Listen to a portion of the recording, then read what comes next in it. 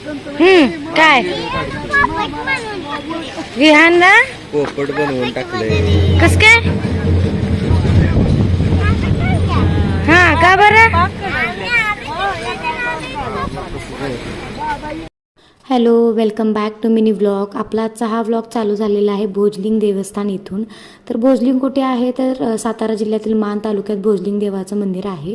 आम्ही नेहमीच इथे येतो. तर कालच्या ब्लॉगमध्ये तुम्ही पाहिलं असेल की आम्ही खरसुंडीला गेलो होतो आणि तिथून पुढेच आम्ही भोजलिंगाला सुद्धा आलो. तर इथं आलो तर पाहतो तर खूपच गर्दी होती. काही सणवार वगैरे असा नव्हता किंवा यात्रा वगैरे पण नव्हती, पण इथे नेहमीच गर्दी असते कारण की हे खूप प्रसिद्ध देवस्थान आहे आणि अगदी डोंगरावरती आहे ते. म्हणजे गाडी वगैरे न्यायलासुद्धा खूप वरती चढ आहे. पहिले तर इथे रस्ता वगैरे पण नव्हता, पण आता सगळ्या सोयीसुविधा झालेल्या आहेत. आणि तर मग इथे आम्ही वरती आलेलो आहे आणि इथे विहानला छोटा असल्यामुळे आतमध्ये देवाचं दर्शन करायला भेटलेले, त्याला आत जाण्यासाठी परवानगी दिली. मग इथे विहानला ते आतमध्ये घेऊन गेले.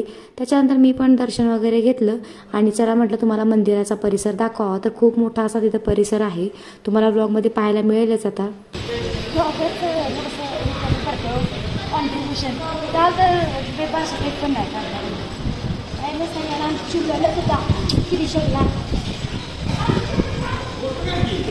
तुम्ही तर आजच्या ब्लॉग मध्ये सगळीकडे काकू म्हणणार की कोण आहे. हा बाईंची ओळख करून द्या थांबा. आमच्या मोठ्या सासूबाई आहेत. धीराची ओळख करून घे. मोठी दी सासरे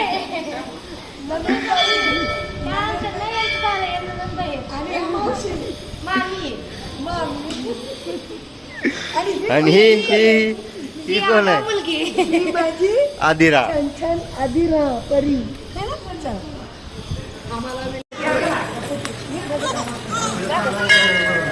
हा चिकू पकड पकड पकड पकड.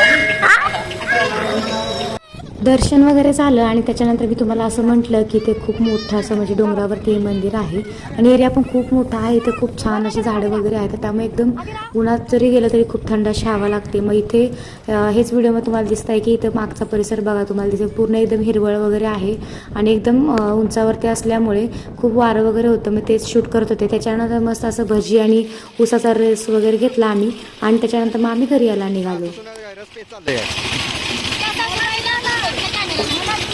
तुम्हाला उपास आहे तुमचा?